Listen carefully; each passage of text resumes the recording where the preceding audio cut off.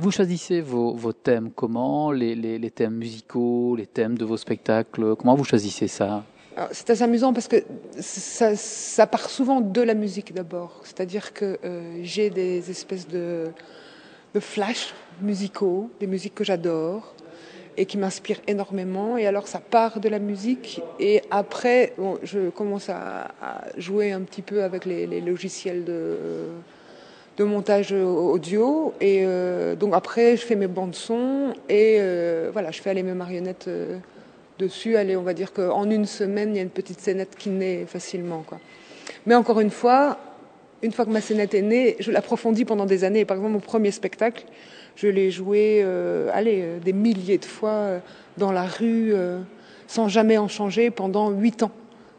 Donc au bout de 8 ans, simplement, j'ai fait une autre scénette. Et en plus, c'était une scénette de 7 minutes seulement. Donc pendant 8 ans, je n'ai joué que 7 minutes, tout le temps, tout le temps, tout le temps, la même scénette, avec les mêmes déplacements, mais en rentrant dans la profondeur du mouvement, en rentrant fort dans l'intention. Et je crois que on ne peut pas dire que ça ne change pas. Peut-être les gens pourraient voir une stabilité. Moi, j'y vois au contraire un puissant fond. En fait, chaque mouvement. Les marionnettes ont une vingtaine de fils chacune. Donc 20 fils, ça veut dire aussi que chaque jour, je développe une subtilité supplémentaire, en fait.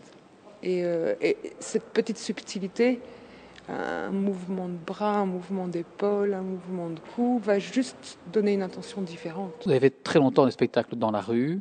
Aujourd'hui, vous en faites toujours dans la rue et aussi dans des salles. Quelle différence il y a dans le contexte?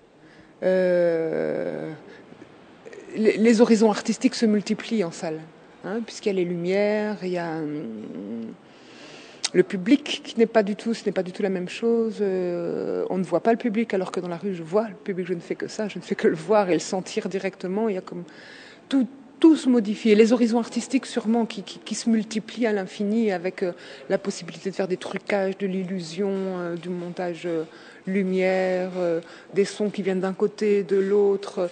Donc ça multiplie tout et ça, c'est encore une fois sans fin. J'espère que je vivrai vieille pour pouvoir épuiser l'ensemble de tout ce qui est proposé par ce monde-là, quoi.